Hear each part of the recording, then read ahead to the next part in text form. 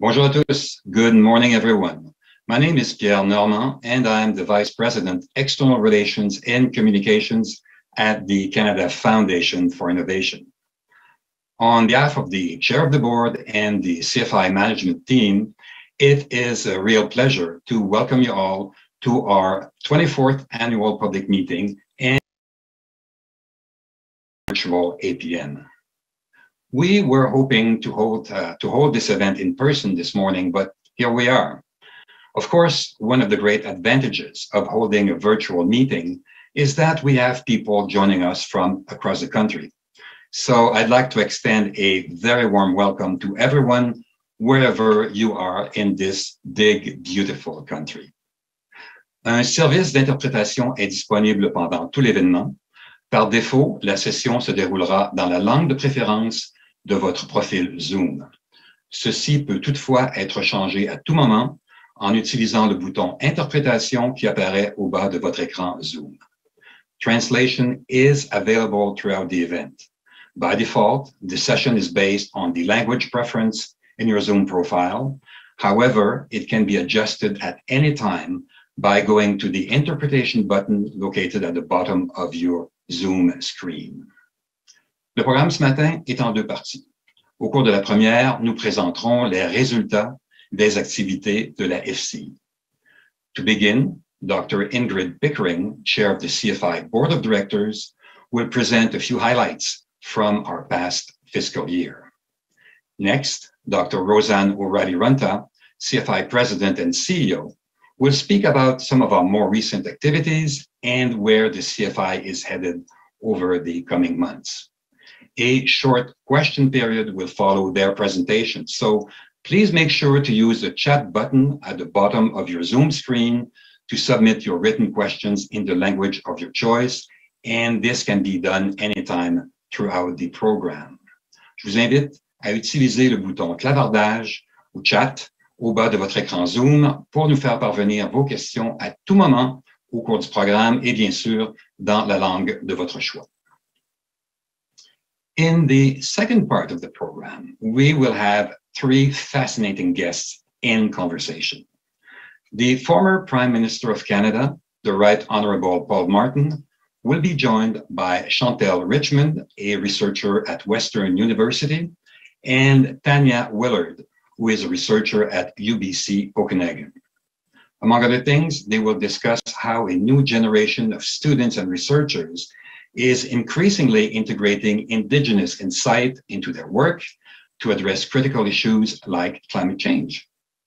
Alors, sans plus tarder, nous allons débuter notre programme. Let's turn to the message from the chair of our board, Dr. Ingrid Pickering. Bonjour. Je m'appelle Ingrid Pickering and I'm chair of the board of directors for the Canada Foundation for Innovation. Bienvenue à l'Assemblée publique annuelle de la Fondation canadienne pour l'innovation. I would like to acknowledge that I'm speaking to you today from Saskatoon, which is on Treaty 6 territory and the homeland of the Métis, and that the CFI offices in Ottawa are located on the unceded territory of the Algonquin Anishinaabe Nation. J'ai l'honneur et le plaisir de vous présenter aujourd'hui certaines des réalisations les plus marquantes de la dernière année fiscale pour la FCI.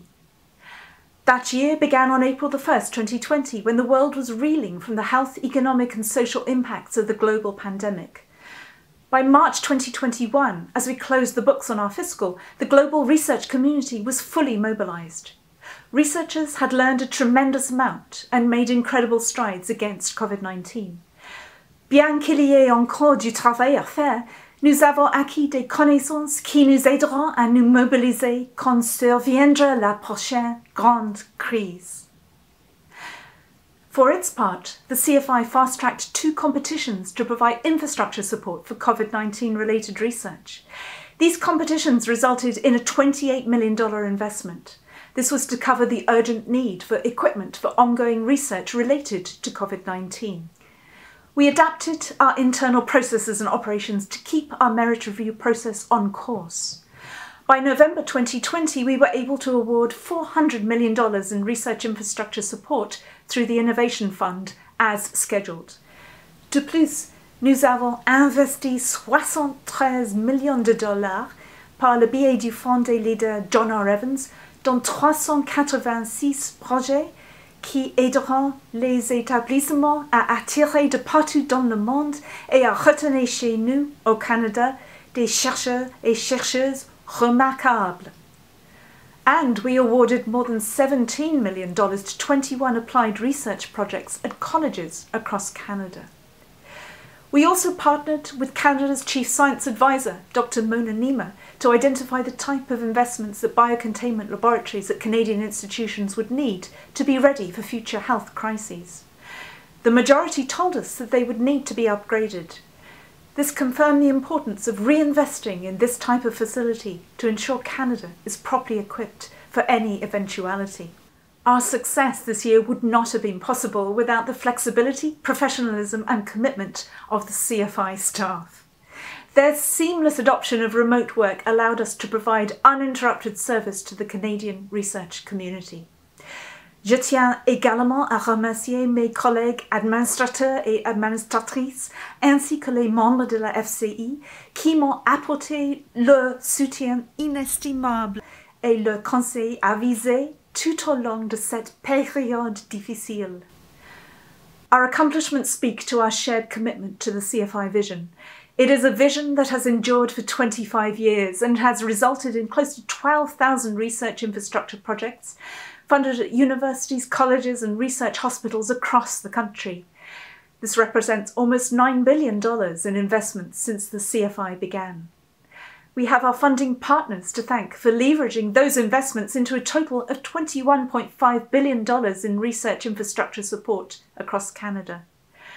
Our sincere thanks to the provinces, which contribute a large part of those matching funds, as well as institutions themselves, the private sector and charitable organisations. Ceci est une importante contribution à la recherche et je dirais même une contribution essentielle. Equipped with state-of-the-art infrastructure, researchers can make discoveries and innovate, leading to social, health, environmental and economic benefits that we all experience. The pandemic reminded us of the urgent need for this. The world turned to research not just to develop vaccines, but also to find ways to adapt to our changing lives, and now to help rebuild our economy. A year ago, we were faced with extraordinary uncertainty. This year, we see our road ahead more clearly. We are assured by the conviction that research and innovation will continue to provide solutions, and our collective determination, our compassion for one another, and our optimism have been strengthened by what we have overcome. Thank you for joining us today. Merci pour votre participation, et bonne journée à tous et à toutes.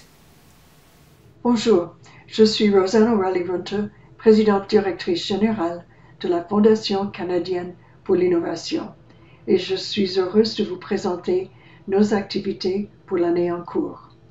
Dans ses remarques, notre présidente du conseil d'administration a décrit les activités pour l'année fiscale 2020-21, et fort de nos succès, nous avons maintenant la possibilité d'imaginer un avenir meilleur.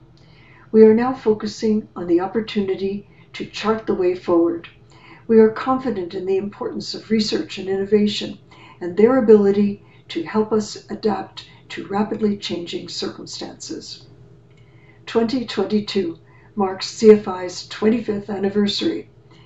This is not only the perfect occasion to celebrate the impressive accomplishments of Canada's research community over the last quarter century, but it also provides a reason to look ahead and discover seeds of innovation we can sow now for future generations. Whether we are supporting the creation of renewable energy sources, the building of a more inclusive society, or the development of powerful new medicines, the CFI invests in research spaces and equipment that give rise to the possibility of a better future. In that vein, we launched the hashtag Promising Future Now, ou en français, pour un avenir prometteur, where I invite you to follow our activities and share your thoughts on the CFI and its 25 years of investing in ideas that change our world. This is an important milestone, not only for the CFI, but for the Canadian research community and the country we all serve. Over the past year, we launched several new competitions, each one supporting a critical aspect of research and innovation. Our funding activities cover the broad scope of infrastructure needed by the research community. The Major Science Initiatives Fund competition will see a $600 million investment. This will allow research facilities that serve the needs of researchers across the country to support world-class research and to participate in global challenges and opportunities. Through our Innovation Fund, we continue to invest in infrastructure that supports fundamental and applied research and technology development. The $400 million we will invest through our current Innovation Fund competition will keep Canada's universities, colleges, and research hospitals at the forefront of exploration and knowledge generation. Nous avons renouvelé le concours dévoué au collège. Dorénavant, ce fonds va appuyer les démarches des collèges qui veulent développer des partenariats avec des organisations à but non lucratif, aussi bien qu'avec l'industrie et les entreprises commerciales. Nous appuierons ainsi non seulement des bénéfices économiques, mais des progrès dans les domaines de la santé, de l'environnement et de l'engagement communautaire. On April 19th, Budget 2021 allocated $500 million to the CFI as part of Canada's biomanufacturing and life sciences strategy. This support allowed us to launch a first competition for up to $150 million last September under the Biosciences Research Infrastructure Fund. It will address the immediate needs of containment labs and associated animal care facilities that are required to handle infectious materials and are critical to mount our response to pandemics. The remaining $350 million that was allocated in Budget 2021 will be dispersed subsequently. Plans are currently under development in collaboration with the 3 federal granting agencies. This is an important initiative for Canada. It will be a transformative investment crossing disciplines, requiring interinstitutional collaboration and linking universities and hospitals with industry in the interests of the health of every Canadian. At the CFI, we recognize our role in fostering the extraordinary human ingenuity that powers the research and innovation engine.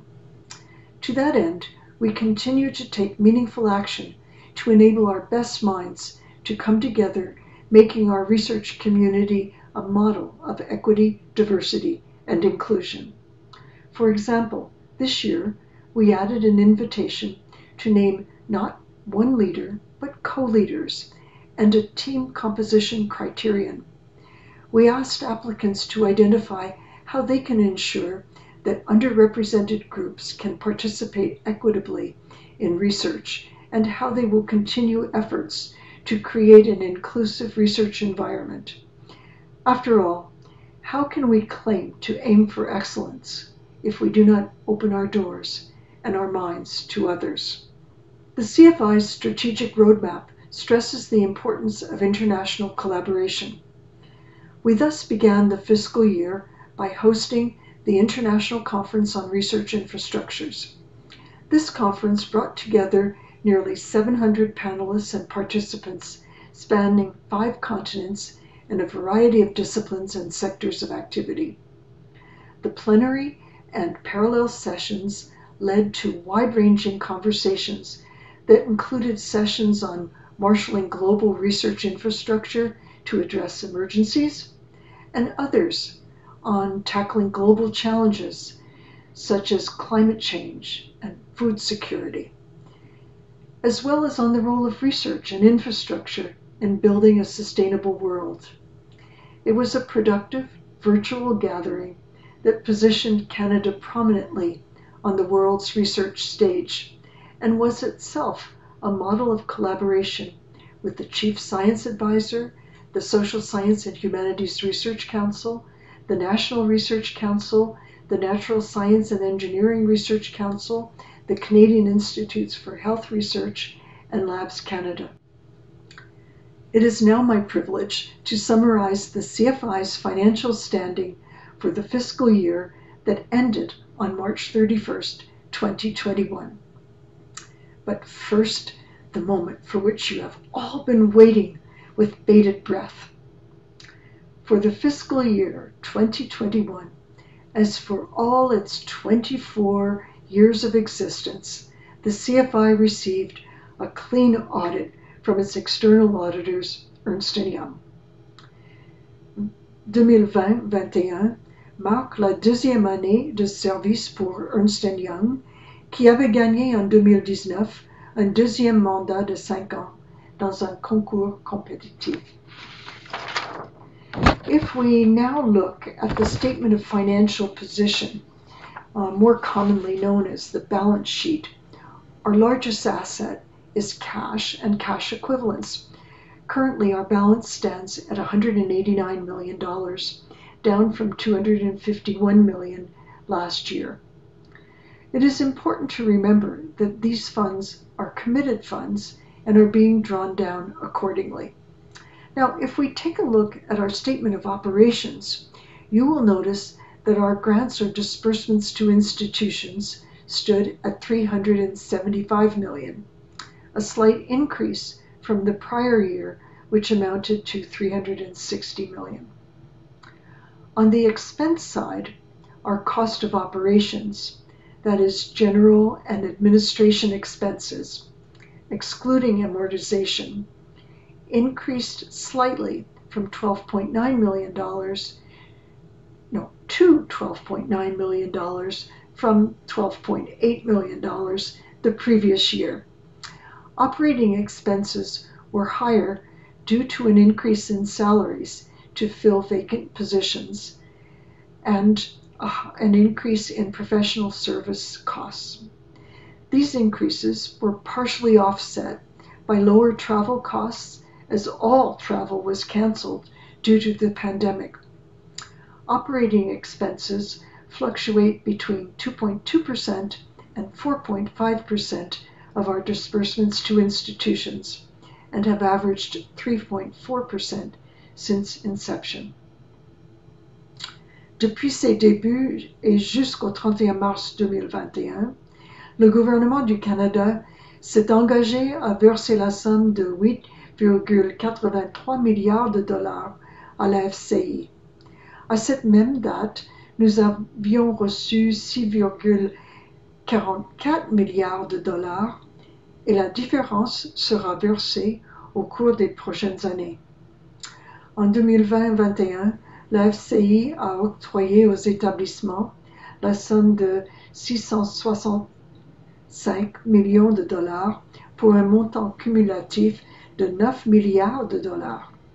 Et si l'on tient compte de la formule de financement 40-60, ceci se traduit par des investissements de 21,5 milliards de dollars en infrastructures de recherche. Et voilà, ceci conclut le rapport financier et ma présentation. Thank you for your attention and your support. Merci de votre attention et de votre soutien. Thank you all for your wonderful attention to these reports. And we'd now like to open the floor to questions from the room. And we'd be looking forward to taking the first question. And I know that it's always hard to ask the first question, but I think I see it right there. And it looks like it's addressed to Ingrid. Dr. Pickering, as chair of the board, what would you recognize as perhaps the single most important achievement of the CFI this year? Oh, what a great question. When I reflect back on that year, and doesn't it seem like such a long time ago now when we're starting at the very beginning of the pandemic? for the achievement of the CFI is the way that it continued to roll out its programs to keep the funding going to the institutions and to the researchers, so that we could continue to do the research that Canada needs. So not only did it continue with the John R. Evans Fund as usual, it also rolled out the Innovation Fund competition. It was in the midst of doing all of the reviews, the very detailed and very expert reviews that happened. Those continued. They had to switch to being done virtually rather than in person, which was definitely a first for CFI. But it pivoted and did that, and in addition rolled out new funding for special for the COVID-19 challenges. So one competition for the universities, one for the colleges, and just continued like that. I'm so impressed with what was achieved by the CFI on behalf of Canadian research. That's a really great answer to the question, Ingrid. And I would add to it that the researchers themselves were incredible. There were labs and facilities that stayed open 24 hours a day, working shifts. Researchers across the country shared materials and equipment. Researchers at Dalhousie sending things to Saskatchewan, Toronto sending things to Saskatchewan, Saskatchewan sending results back. People really collaborated. But what is really interesting is that on top of all of that, a very important research carried on. And Dr. Houghton, whose hepatitis vaccine was developed, is currently in testing despite the pandemic conditions. Think about the work at the University of Manitoba on vitamin A and the fetal alcohol syndrome, and how important that is and how it continues. And the one that I always love to cite is Vito Intervac is testing a vaccine for Alzheimer's. And I hope they get there before I start forgetting things. I wonder if there are any more questions in the room right now. I see one question, and it says, when you reselected the same auditors, were there special measures taken to ensure that there would be arm's length from the internal and external audits? We do pay a lot of attention to that. We have an audit and finance committee chaired by Ian Seymour, who has close attention to that detail, because the risk here is if we have the same auditors year after year after year, they start to sort of get comfortable with how the foundation may be functioning, and so there are various checks and balances that are placed there to try to ensure that doesn't happen, and we pay close attention to that during that consideration. Yes. Thank you very much for that answer. And it gives me the opportunity to say thank you to all the board members, because each one of them brings special qualities and experiences and expertise to the board and enables us really to do the work that we need to do for everybody in Canada and present, for example, the audited statements with a great deal of confidence. And I guess it's also appropriate to stop and say thank you to the Government of Canada, because we wouldn't have anything to audit without their support. So thank you to the Government of Canada as well. Absolutely. Are there other questions coming up? I don't see any additional questions. So since there are none, I'm sure that everybody's waiting to actually hear the next segment, where the Right Honourable Paul Martin speaks with two research scholars at Richmond. Their speech is so inspiring that to me, it's a present for the new year to us all. It's a present for our future. And there's nothing more appropriate in our 25th year of anniversary to look back, but also look ahead. And when I see the future in the hands of people like Tanya and Chantal, I am really proud. Welcome to the annual public meeting of the Canada Foundation for Innovation. This is our 25th anniversary, and we're having a very special dialogue. Normally, on a 25th anniversary, one looks to the past, and this year, our 25th anniversary, we want to look to the future. But there's no better way to look to the future than building on the past. And it's my extreme honor to introduce the Right Honorable Paul Martin, former Prime Minister of Canada, who is so modest that he forbade me from reading the lovely introduction that I wrote for him. But I would like to say three things. It is really appropriate that he lead this conversation because, number one, the Canada Foundation for Innovation would not exist if he hadn't worked with his colleagues to make it happen many 25 years ago. So, Mr. Martin, thank you for your foresight and for giving Canadians the opportunity to have the research infrastructure they need to do the work that will lead this country to solving some of the problems that beset us. The second thing that he did that I think is really important for this conversation, in view of the fact that we all seem to be women, is that he named two women to the Supreme Court, Rosie Abella and Louise Charon. At the time, nobody made a big deal about it, but it was a very serious step forward for women. So thank you for that. And then because our two speakers are involved in Indigenous health, it's important to recognize that you invested $41 billion with the provinces and the territories to improve the quality of life for Indigenous people. And that was, when you were there, if you look at the inflation, it was a very significant amount of money, even more significant today. So thank you for that. And thank you for your lifelong commitment to improving the life and the quality of life of Indigenous people across the country. We have two scholars with us who are superstars. Tanya Willard, who is a scholar of Secwepemc and settler heritage. She's assistant professor of creative studies and visual arts.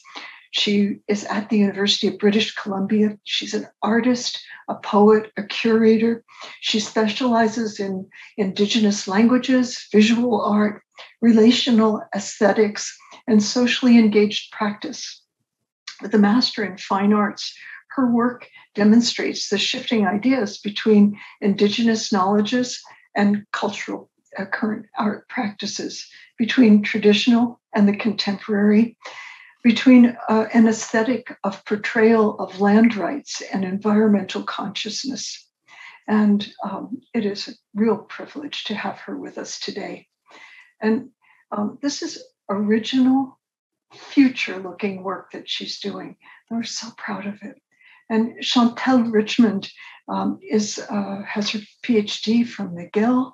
She's a professor at Western University, and she's a member of the Bidigong Anishinaabe Bear Clan. She's an associate professor of geography, but she is in charge of the Interdisciplinary Development Initiative in Applied Indigenous Scholarship.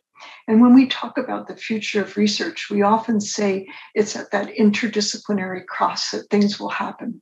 And she truly is at that crossroads between geography, the place that people are, the identification and meaning of that place in their lives as their lives are affected by the environment, and traditional cultural practices.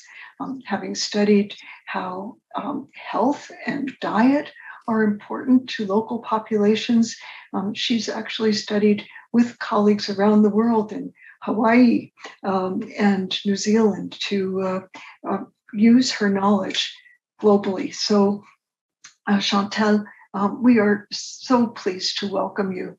And you have been brave beyond my possible way of conceiving things in defining what kind of research you can do and how you can make that research real for people, such as canoeing down the Pic River and reclaiming and naming all of the places.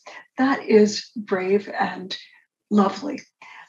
Mr. Martin, I know you want to kick off the conversation with some questions, so please consider me the spectator and carry on. Well, thank you very much, Roseanne. You described me earlier as the future. Let me tell you, it's been a long time since anybody has described me as the future. But I have the honor really to introduce the two people who are going to be who are the future. That's Tanya and Chantal. Tanya and Chantal, as scholars, at the beginning of your careers, can you share with us and with those who are listening the words that might encourage young people to follow in your footsteps? You're both extraordinary role models. And the question really is, how can we motivate the next generation of scholars, researchers, and artists to emulate you? Over to you, Tanya, and then to Chantal. Great. Well, thank you so much. White White request Tanya Willard Slaka Kleweka na Nisgain Esh na Sokwatmuk Utluch. I just want to greet you in my language of Sokwatmuk's and I'm so happy to be here today. And I think all of us perhaps at this point think, well, I think of the future as my children as opposed to myself. But thank you for all the kind words and the introduction. I think being here today, this kind of representation matters. I think for myself, if I think back to my undergraduate degree, it mattered to me that Métis filmmaker and Professor Christine Welsh taught a women's studies course. This was the first time I had an Indigenous instructor in my entire life, in my entire educational experience. And it mattered to me to see her in that position. And I hope it matters today for young people, young Indigenous people, to see Chantal and myself here today, because it opens up possibility. It opens up possibility to see ourselves. Writer Richard Van Camp, who I'm a great admirer of, also talked about this idea of permission, and seeing somebody and having a representation gives us permission to dream and to act and to set goals to become what we see, the kind of representation. But I want to add to that and say that scholars in my life, though not represented in educational institutions, were represented in my family. You know, the scholarly work that they have done in education, in activities and harvesting from the land and maintaining tradition are as valid scholarly activity as my work in the institution. So I think I have, amazing mentors and family who were there, who were representing themselves as Sokwatmuk people or as Canadians. I do come from a mixed background of Sokwatmuk and settler ancestry. And that modeling of the possibility and how knowledge can be carried in such varied ways, I think leads me to where I am today. So thank you for that question. Well, thank you, Tanya. And Chantal? Okay. Well, bonjour. Ani dieses Quidishnakas Makododem, Vigitiga Mishnabek and Dunjaba. My name is Chantal, and I'm so happy to be here. Thank you very much for that really welcoming opening. Roseanne, those were beautiful words. I'm so happy to be here with Tanya today, and I have to say that I 100% agree with this idea of representation and creating these structures that open the space for more diversity in science and in the arts and in social science research.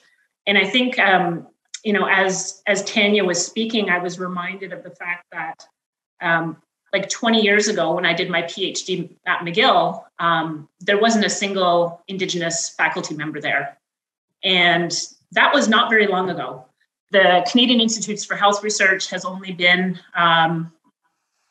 ongoing since 2003. And at that time, there was an inaugural scientific director, Jeff Redding, who led the establishment of the Institute for Aboriginal People's Health. And that was a really brave and a really important step forward for identifying that we needed to create an institute that would embrace Indigenous knowledges, that would support Indigenous leadership around research, and that it would create places that would embrace Indigenous ways of knowing about our own matters. And so, as we try to seek solutions to our most pressing matters, right, thinking about chronic disease, food insecurity, ongoing water struggles, and so on, that we can begin to build the base of knowledge from our own people. And I think this is so important because it creates the structures for success, because Indigenous peoples have been structurally disempowered for a very long time. I think the other really key thing that has happened in the past, 25 years is that we're seeing the embracing of Indigenous people and Indigenous knowledge and ways of knowing that embrace nature, that embrace family, that are super relational and allow for ways of expertise and ways of knowing that take us outside of the university. And so that, as we're trying to create solutions and create a new base of science, and I shouldn't say it's a new base of science because it's a really old way of knowing, right? Because we're doing research that is founded in our families, in our ways of knowing that have existed for a really long time. It's just that they are now being brought into the spotlight and recognized as valid. And so I think that's been very exciting for me, and to be, I'd say, validated in this way of doing research by Tri-Council, by my university, and being among this new wave of scholars who are doing this work has just been so empowering. And I think it's really, as Tanya said, like it's within us, and it's that's what makes it so special. So I'm really excited about what's happening in this time in Indigenous research. Well, look, that's really tremendous. And there is no doubt that the CFI represents the future, and you two represent the future. You too, Roseanne. And so here I am desperately trying to catch up. I'm going to ask you a series of questions. The first one is really health, mental health, and community health are central issues in both of your careers, Chantal and Tanya. So Tanya, you've been quoted as saying, in recognition of historical traumas, that opening up those spaces for those conversations and for that awareness can be healing. So I'd ask you, really, can you elaborate on the relationship among land and culture, health and the environment from your perspective? And then I'm coming to you, Chantal, after.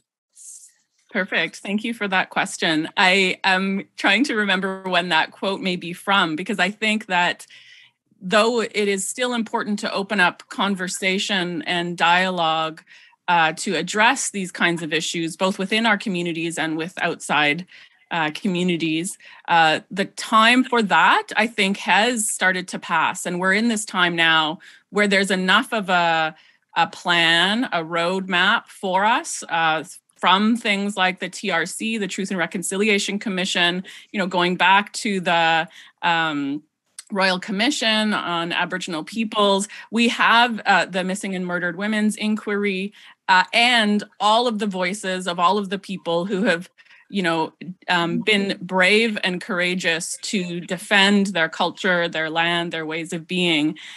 We have enough of those voices now that we should be able to see the path and start to take action to travel that path.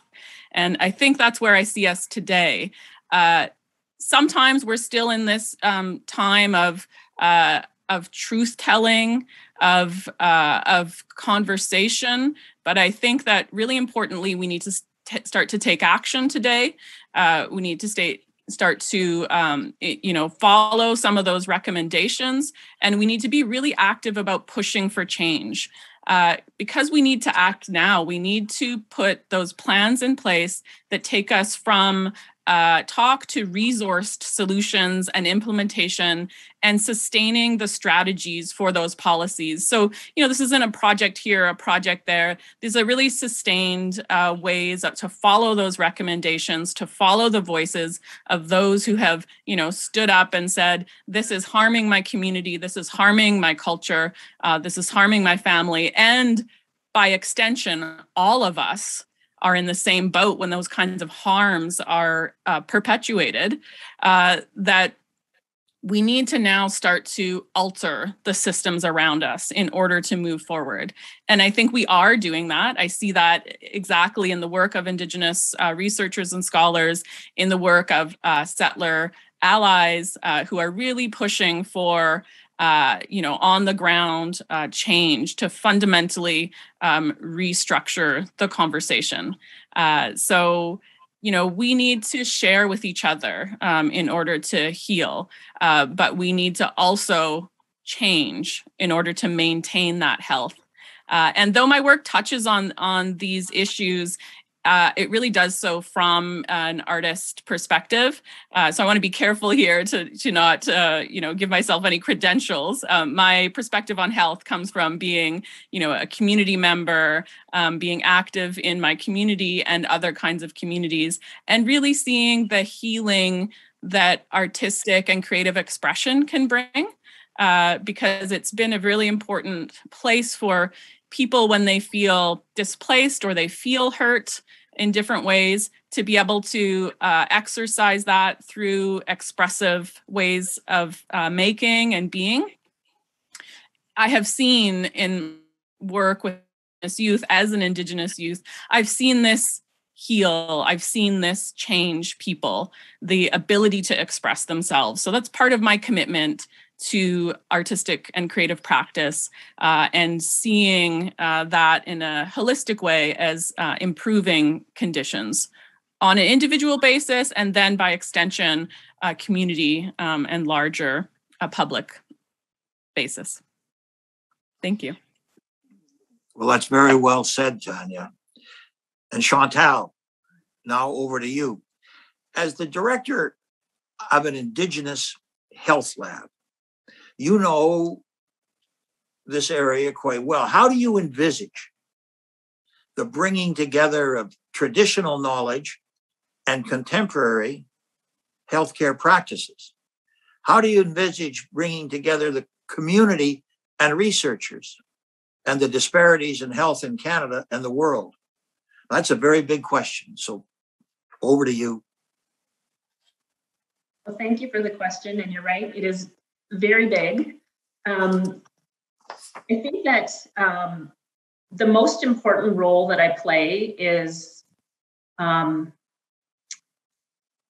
a relationship builder. I've, often see myself as a person who sadly has had to learn to live in and survive in two different places. And I've written quite a bit about this, about how for a long time, I had to really be mindful of who I was presenting myself to be, depending on what environment I was in. And so for a long time, that meant, presenting my Indigenous self when it was safe to, and guarding myself very carefully and presenting my non-Native self in other places. And, that's like a heavy burden to have to shoulder. And I think that the changes that we're starting to see, the awakening that's happening in universities, and all of the great work that Tanya cited, the reports and the work that our communities are doing to bring light to bring light and attention to the fact that, colonial policies, processes of dispossession, structural disempowerment, this stuff is still happening.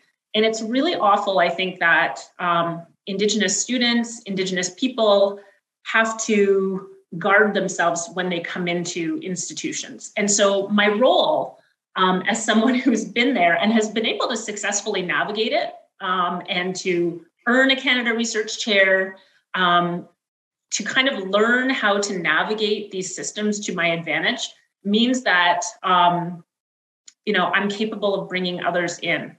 And I never want to bring students or communities into places when I know that it's not safe for them to be there. And so what we have done is we've kind of started to create spaces that are safe, right? And so that means that we're working really hard to bring more Indigenous hires into the university, that we're creating spaces that represent Indigenous voices, Indigenous knowledges, Indigenous foods and languages, and so on. And a lot of that work happens inside the walls of the university, but most of it happens outside. And so that means, I think, we have to be,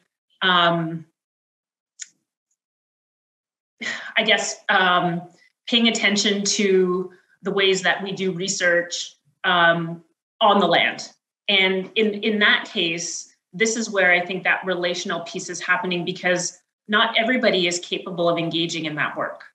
I think the relational piece means I'm working very hard to bring students in, train them in a good way, but also we're trying to break down boundaries so that we can make, I think, university research spaces places that are really good and that are meeting the needs of communities, so that we don't have to just be doing the work out there, but that we can do it safely in these places, so that we have, say, medicine gardens on campus, and other places where people can fully be who they need to be, and they don't have to remove pieces of themselves, right?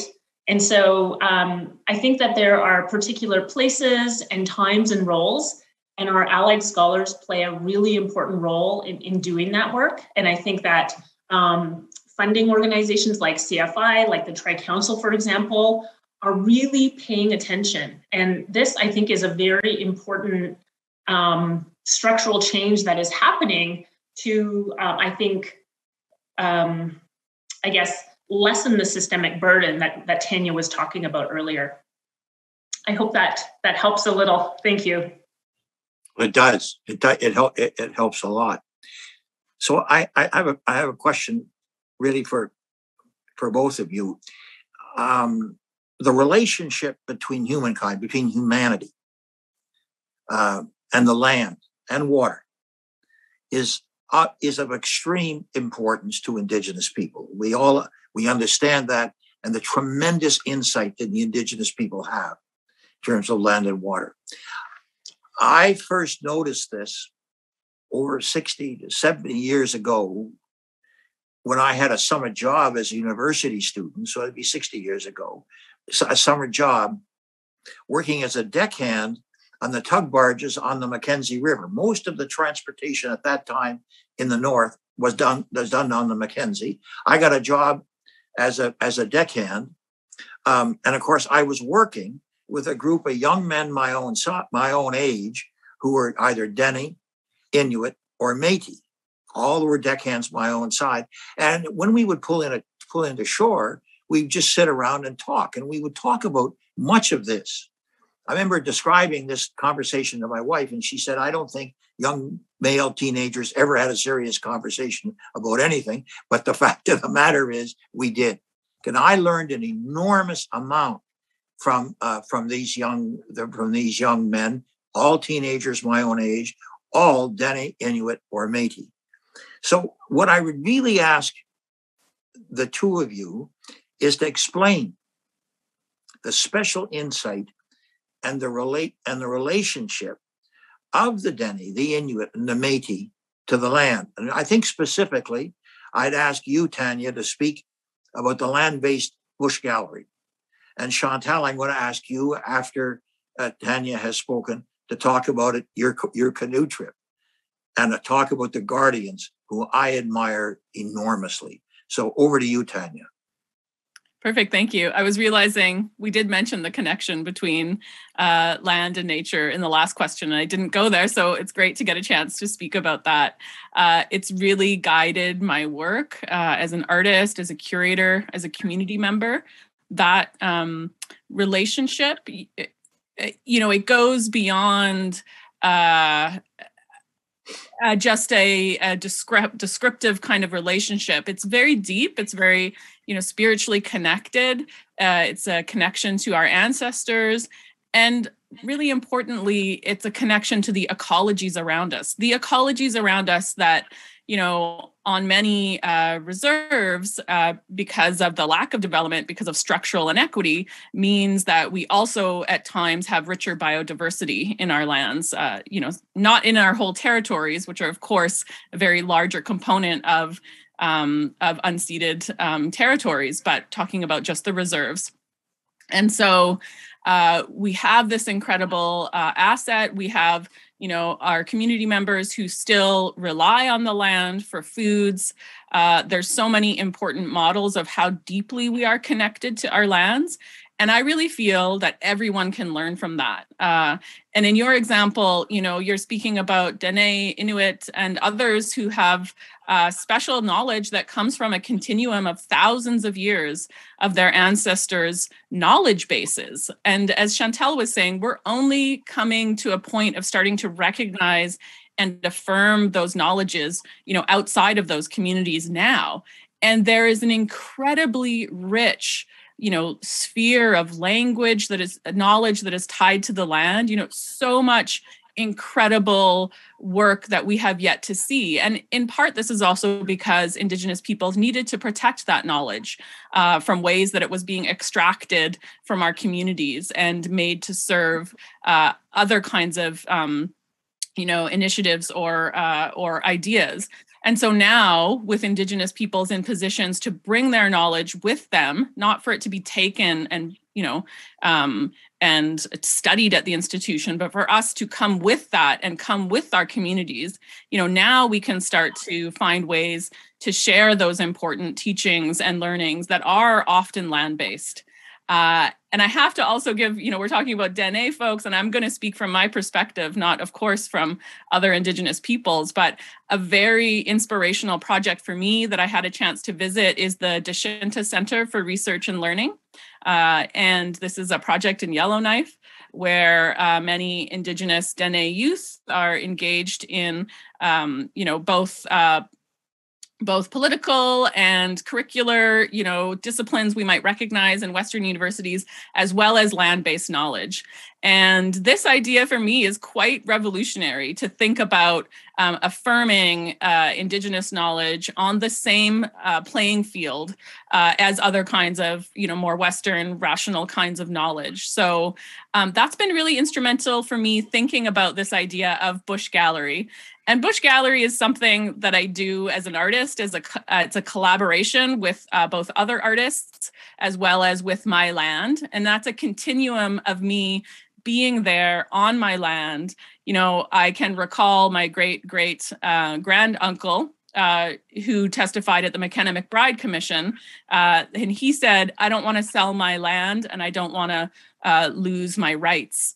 And that's the same place we are today, 100 plus years later, that part of my work is to look at the struggle my ancestors have had for their lands, which is ongoing today, and to, instead of showing work and thinking about art in many different city centers across Canada, which I had a chance to do as a curator and an artist, I wanted to be placed on my land, in my territories, and start to think of that from that center, not from a center, in a gallery in another city, displaced from my community.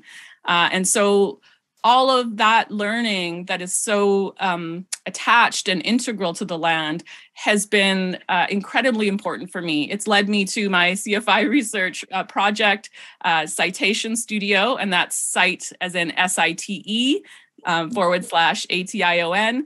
This idea of how we can cite the land and Indigenous communities' knowledge in a way that's commensurate with a text citation. So we're all familiar with, the conventions of citation at university when you're citing another scholar and a text, and importantly, a lineage of knowledge. But for me, I have learned as much through site-specific or citation. And I'll give a quick example, which is I've worked with elder artist and basket maker Dolores Purdaby from the Nisconlith community of Secwepemc Nation. And she taught me, mentored me in birch bark basketry. And here you have this incredible, artful object, vessel, but it is symbolic of a transformation that requires us to know the land. It requires us to know which side of the tree the bark grows thickest on because it faces the sun versus in the shade. It requires us to know the season to collect it. And importantly, in the way that Dolores teaches and many other Indigenous peoples, it requires us to offer something in exchange for harvesting that material. And that is that just there, that simple act of offering and having respect could be, a transformative change for everyone. If we had to thank and give an offering for all the old growth trees that we log in BC still today, for all of the resources we pump out of the ground, would that fundamentally change our relationship to be a being who is respecting and in relationship to another being of this, something we consider a resource, That's a fundamental shift in how we think. So, I'm really taken with this idea of the symbol of the basket, and, we might have used it for picking berries or different kind of traditional foods, but I also think of it as this container of ideas and the possibility of transformation. And I also do this work because it fills me with joy. It fills me with joy to learn more about the land. We live in this time of kind of scarcity and thinking of the, the real scary future of climate change. But I also see that when we can shift, when we can respect, that the land is also abundant and it invites us to be in relationship. And we need to just start to pay attention to that, in my view. Well, thank you, Tanya. And Chantal, we now want to hear about this canoe trip. And I'm very interested in what you're going to say about the Guardians. Well, thank you very much for the question. So as part of this ongoing study that I've been working on with my own community of Beat Dagong Nishnabek, we have been looking at, describing, exploring, examining ways that our community is reconnecting with our traditional territory. So our, just as a little bit of background, our community has been engaged in a comprehensive land claim for almost as long as I've been born. Okay, so we're going back to the late 70s, and we're now in 2021, and it's not settled. And so we have a massive traditional territory that we're fighting to maintain our rights through this legal process.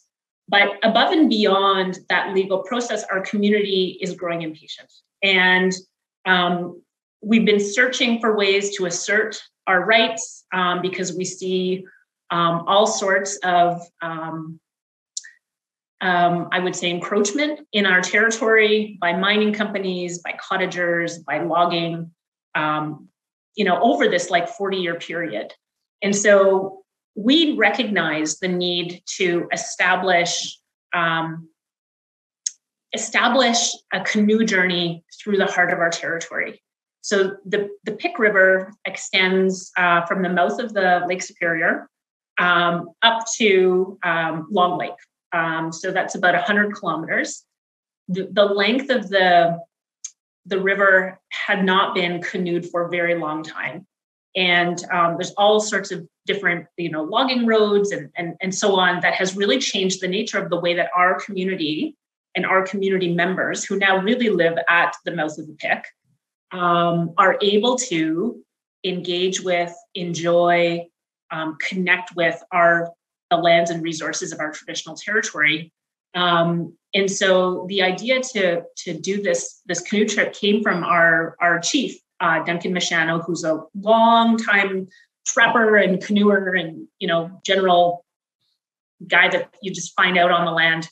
And so what we did was we created the canoe trip, and we paired up young people with older folks, knowledge keepers, people who understood the land or guardians, And they were dropped off, at the top of the river and made their way down. Before the trip could actually happen, there was a lot of clearing of, passageways and so on, to make sure that it was a safe journey, and to make sure that people could get through. And actually, I mean, it's not really remote, but like you'll lose cell service in there. So you really have to know where you're going.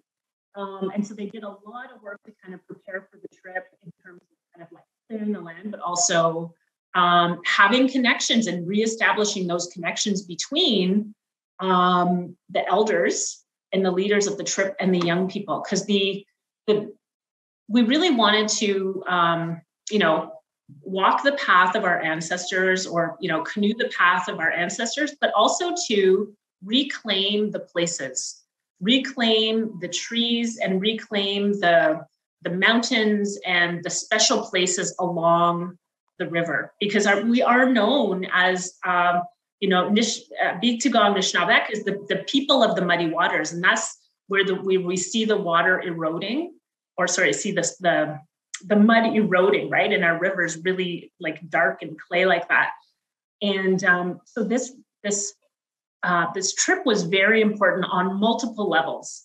But what was really special about the trip was the way the young people could sense their ancestors. And I think if we think about the length of time it had been since our old people traveled on that river, and compare it with how long it takes for water to cycle through the atmosphere and come back down, it is possible that they were actually traveling on the same water. And these young people described that like beautiful sense of knowing that their people were with them. And when I say people, I don't just mean, and I shouldn't say people, I mean relatives. They knew their relatives. They understood the land. They could understand the trees, and they could just sense this the whole way through. And so this type of research, it is transforming young people. It's reestablishing our connections with places, with sense of identity. And this is so critical for the wellness of people and the wellness of communities. And so not only are we, I think, reconnecting people with really old knowledges, right? And our sacred laws and teachings, because that is what is at the foundation of this work. But we're doing it in a way that brings them into the university and teaching them that they can actually do this work and bring others in. And so I think one of the greatest pieces of my job is that I get to go home and I get to work with my mom. So when Tanya was talking about the joy, one of my very first research grants was actually funded by CIHR, and we created a documentary. And we had young people in Northern Ontario. So our community, Biigtigong and Batchewana First Nation of Ojibways, we trained young people. We brought them down to Western, trained them in qualitative methods and film studies. And then they work with actual filmmakers and filmmakers in training to create a documentary. And my mom apparently is a natural on the camera, and she just was like, being interviewed in my childhood living room, and I could see my engagement photo of my husband behind her, and she was just laughing and singing and like sharing these beautiful stories. And I think that is what we're trying to do, is to reconnect families and our knowledge systems in these original ways. And I just think it's so beautiful. And even though I think we're doing it in very different settings and in contemporary ways, I think the spirit of what we're trying to do remains the same. And I think that is why it's just so important and so beautiful. Boy, this is great stuff. I could just listen to the two of you all day. I mean, do either of you know, I'm just throwing this in, forgive me, but do either of you know, were the Guardians represented in the Canadian delegation in Glasgow? Do you know? I don't know, and I think we should. I think it's something that really should be followed up on. I'm going to go on now. Both of you, in what you've just said and throughout this piece, you've really adopted an interdisciplinary approach. You come at it from all right that way. And I guess the question is, why have you done so? Because it doesn't always happen. And would you say that it's really important for research today and in the future to do so? Go ahead, Tanya, you go, and then Chantal. Sure. Thank you, Chantal, for your sharing of the canoe journey. It's really wonderful. With this question, I'm reminded of the very important scholar and elder and knowledge keeper who is also at UBC Okanagan, Jeanette Armstrong, who's a Syilx knowledge keeper and elder who is also a full professor. And she's amazing. I'm so lucky to be at UBC Okanagan, where she also works within Indigenous studies. But I remember her talking about pushing for interdisciplinary approaches in research as a way of working that was really more aligned with Indigenous ways of thinking, being, and carrying knowledge that we've always, and I'm speaking broadly here, but there's also specificity in terms of my nation and other diverse nations, but culture and language, ceremony, all these have been also important sites of knowledge. And those are essentially interdisciplinary ways of both absorbing, sharing, and creating knowledge. And so, it resonates with me when Jeanette Armstrong talks about the importance of interdisciplinary approaches. As an artist, it's just the approach that's quite natural to me. I've always, been interested in the world around me, the socio-political context, my rights and how I assert those and bring other people into those in terms of Indigenous rights. And I do that through art. And I do that also as an artist, as a responsive act. So I'm not necessarily always working in one medium like painting or sculpture. I'm also working with different methods depending on the project I'm thinking about or sharing. So with this natural kind of tendency to work with interdisciplinary approaches, both as an artist and as a mixed Indigenous and non-Indigenous background, I do see this as being really important ways of coming at problems in different kinds of ways, right? We've seen lots of exciting artists working with scientists, and which has arrived at new kinds of knowledges that maybe wouldn't have come about with a strictly disciplinary approach. So I do think it offers all kinds of potential for arriving at a different method of problem solving.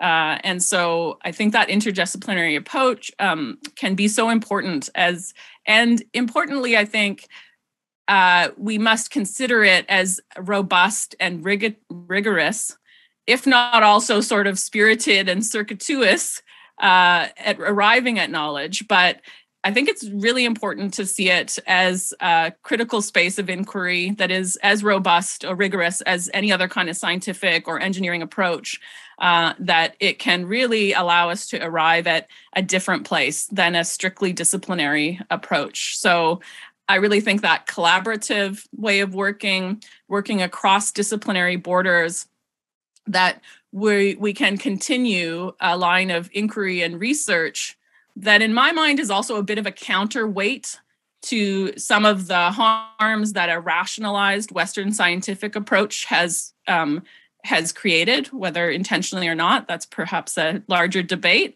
But that interdisciplinary, at the heart of being an artist, I'm deeply interested in collaboration. I think of my collaboration with not only other artists, but community members, non-artists, the land itself.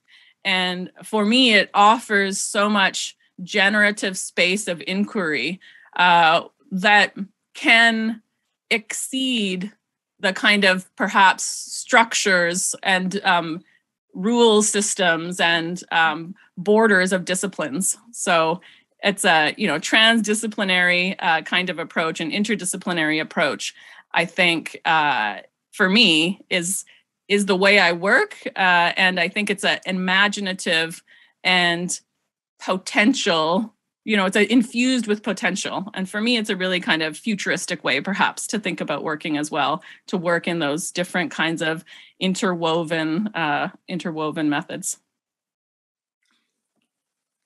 I take it you agree with that, Chantal. I do agree with that. I think as somebody who's focused on health and the environment, the way that I view interdisciplinary approaches is like essential. We're at this time, I think, where Indigenous health is actually not improving. We continue to see horrible things happening and environmental crises taking place in Indigenous communities, and early death, suicides happening in Indigenous communities, really inequitable health and environmental outcomes happening. And so more research is not going to solve the problem. More money is not going to solve the problem if we're not working together in a good way. So I think that what we need is a more focused, maybe values-based approach that is about listening to communities. So, for a long time, research in health and medical sciences related to Indigenous people was really descriptive. It was okay to publish about disparities and documenting disparities between health, life expectancy, or rates of diabetes between Indigenous and non-Indigenous peoples. And it's not okay to continue doing that work if it's not making a difference for Indigenous people. And I think this is why interdisciplinary approaches are so critical, because they engage with tools and with methods and with theory that help us to understand the roots of inequity from lots of different ways of knowing, right? And ways of approaching the problem. And so I think a lot of times, as a geographer, people are very confused about how it is that I do health research. And I think this is because I'm interested in looking at how processes of environmental change, processes of environmental dispossession continue to take place in Indigenous communities, and how we can research back on these matters. And so I really think that the most important way of doing really good interdisciplinary work that is going to connect and bring about change is a values-based approach. And that means that we're centering communities, centering matters of Indigenous communities and their self-determining needs, and putting Indigenous leaders in place around these projects. If Chantal, sorry, Roseanne? I was going to say, this is absolutely wonderful. Yeah. But we might only have time for one more question, Mr. Martin. Oh, well, okay. Let me just say then, if we ever can come back, I would really like to see us be able to deal with that. And this whole question of the values approach, and to hear from Tanya as well on that. Okay, I'm going to have to cut you, and I really don't want to do that. But Tanya, you've told a story about selling fruit at a powwow and seeing break dancing. And you're bringing to rather traditional and contemporary art. I guess the real question is this the evolution? Is this the evolution of what we're talking about? Or are you in the process of creating a new vision? Yeah, I tend to not think of an evolutionary process, because I see it as so the past, the present, and the future is so intertwined, especially when we think of the ways in which we're informed by ancestral wisdom today. So I tend to think of it as a continuum as opposed to an evolution.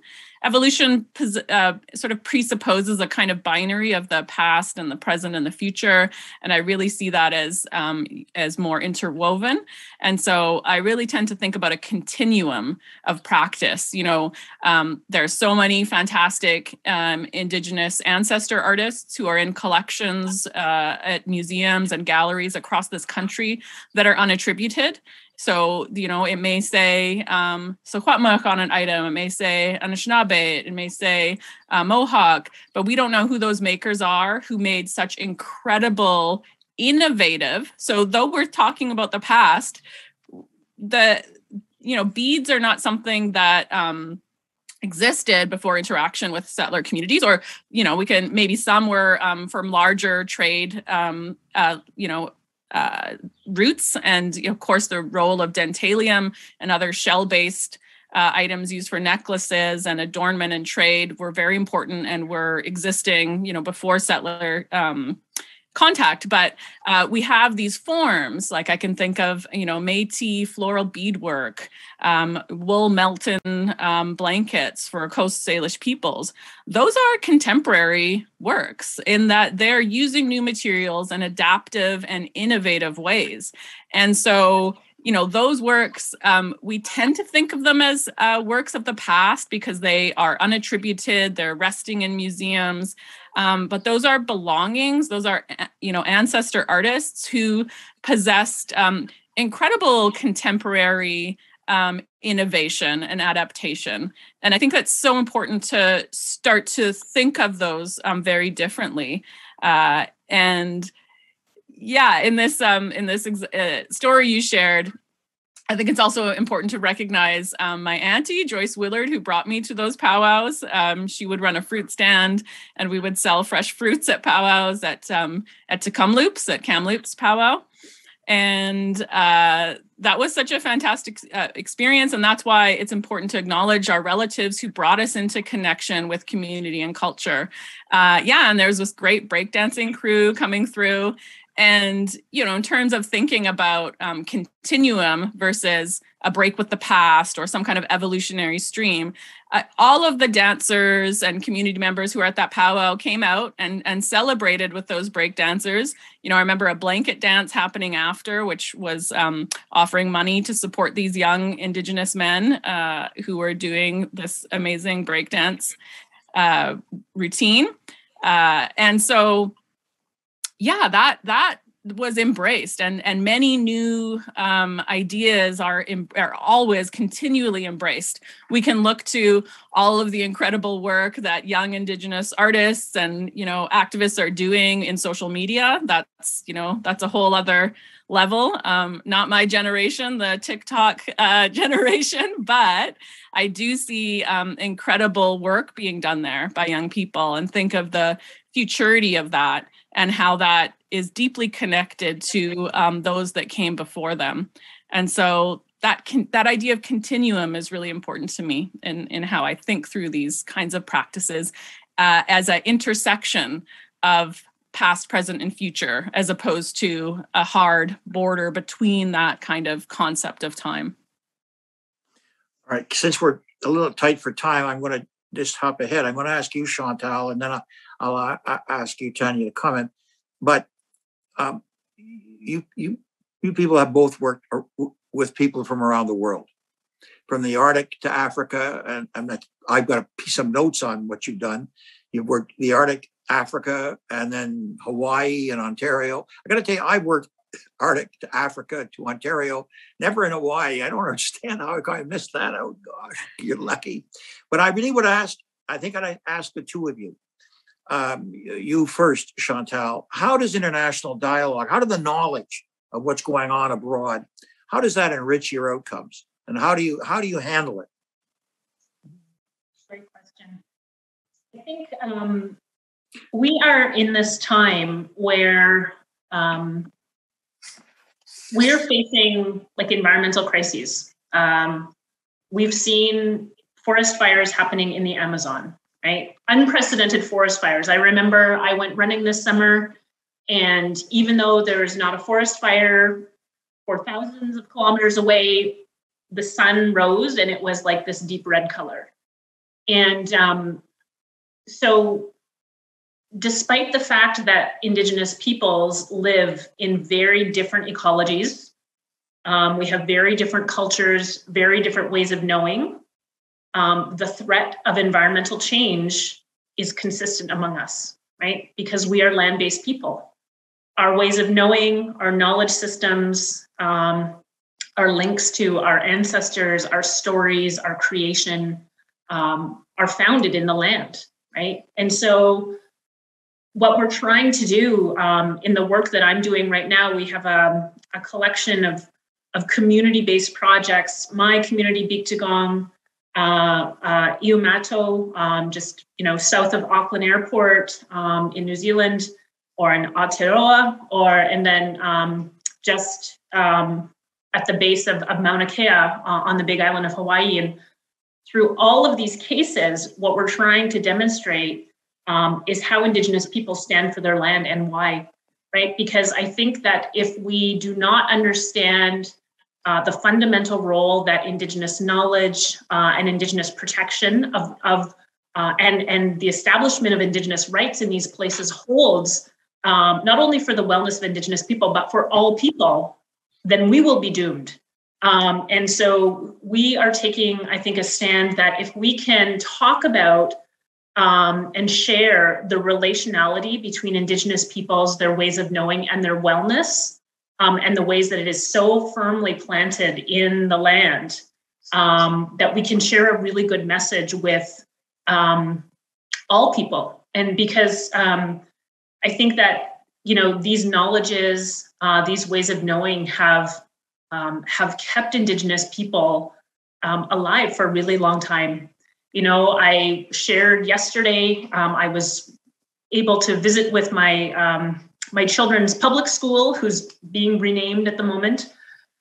And I showed a photo of my grandmother and her sister, who, despite all the efforts of Indian agents and so on to take their children, they were able to save their children. And the only reason that I'm here today and that I'm able to be a part of this conversation is that they practice incredible resilience and strength and courage, and had that foresight. And that makes me really, really proud. And also, I think really, just really happy that I'm able to share these messages. So I think a big part of the reason that we do this work across nations is because we have similar struggles. And so if we can share our strategies for protecting our places, protecting our people with other nations, with other Indigenous nations, it's going to be, I think, a safer place, a better place for everybody. Well said. Do you want to comment on that, Tanya? Sure. I think Chantal said so much there. And perhaps I'll just, I think it's important to put things firmly in the reality today, too, on the ground. And Indigenous peoples are still being criminalized for defending their lands. And for defending their lands, let's be clear here, not just for themselves, but for all of us. For all of us, we need to start thinking about how we are protecting lands and resources in this time of accelerated climate change. And I think my point about continuum is also to see that our ancestors, my great-grandparents also faced a intense and accelerated type of ecological change that was really devastating. People were being fenced out of places. They gathered berries, roots, where they hunted. And that actually continues today. It continues with models of private property and resource extraction, which come into conflict with Indigenous rights. And so these are things we need to think about, in the moment, and we need to start to change the playing field, in my view. And it's my work within artistic practice, perhaps uses unconventional means to have those conversations. But I think we're at a time where we need to look to the unconventional, the interdisciplinary, and other modes if we're going to come together and create the kind of shifts I think that our great-grandchildren would like to see us contributing to. All right. I've got one last question and a comment, and then Roseanne's going to kill me. The question is, do you guys?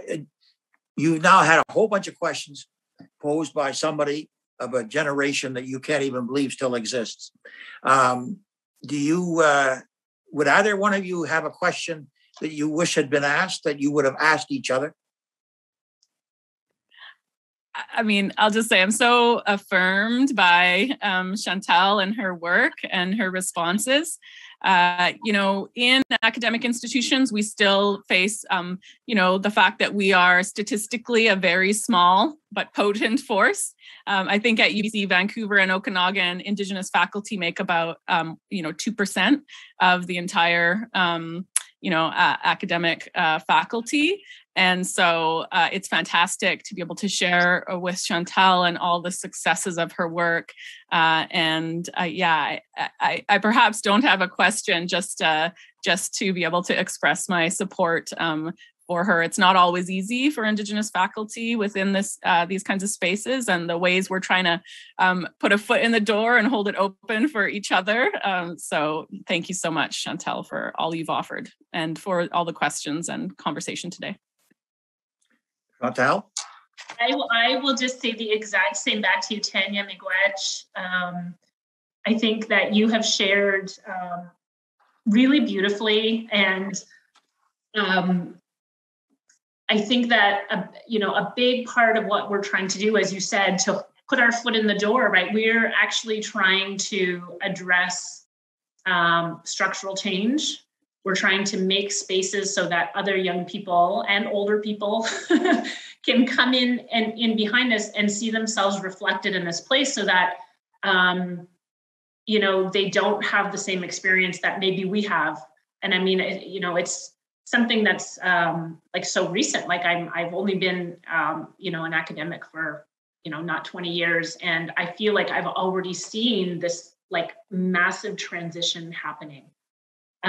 So I just got to say that I'm really honored to share this space with Tanya, and have just appreciated, I think, this really beautiful space to comment really honestly about not only our successes, but also the challenges and the tensions, because they are real and we have to pay attention to them. And I think if there's one final comment, I would be that our universities really need to do the work necessary and keep paying attention, right? So that building the space for more students and more faculty and staff is really important, but we also have to be making structures that welcome the knowledges and our communities and our children when we bring them into the space, so that we know that we actually do matter and that we actually are welcome. Well, let me then just close with that. Roseanne, I've got to tell you, I'm sure you had many things in mind when you set this up, but the CFI innovation, I think what really has been demonstrated here is that there's a lot of innovation in looking back, and there's a lot of innovation in looking much more deeply into what it is that we are dealing with. And so I want to congratulate the CFI. I think this has been a tremendous hour. And I really do believe, when I think about the discussion going on in Glasgow, the fact is that the two of you should have been there. And I think that what CFI is really demonstrating is the richness of its approach. And you both confirmed that. So well done. I'm very, very glad that I was able to participate in this. And when I go back and talk to my wife, to Sheila, and I talk to my kids, I'm going to take all the credit. Take care. Well done. Can I just add great sincere thanks to you, Mr. Martin. We wouldn't be here if you hadn't started and opened the door that made this present possible. And Tanya and Chantal, thank you for making the future possible. Tanya, one of your works, it's called Liberating the Chinook. And I love the title. And to me, I think today we've liberated not just the Chinook, but great ideas and possibilities for the future. So thank you very much. Thank you so much, Cook's Jam. Well done.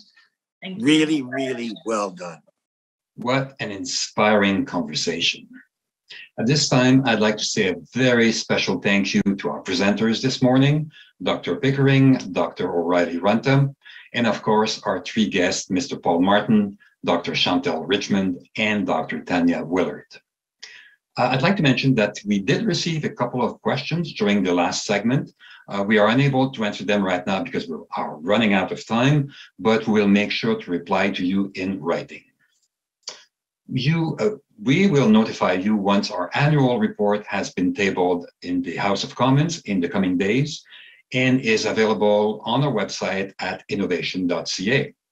Nous vous aviserons lorsque notre rapport annuel aura été déposé en chambre d'ici quelques jours et est disponible sur notre site web innovation.ca. And this, ladies and gentlemen, officially concludes the 24th annual public meeting of the Canada Foundation for Innovation. Thank you for joining us this morning. Merci d'avoir accepté notre invitation. Bonne journée à tous. Au revoir.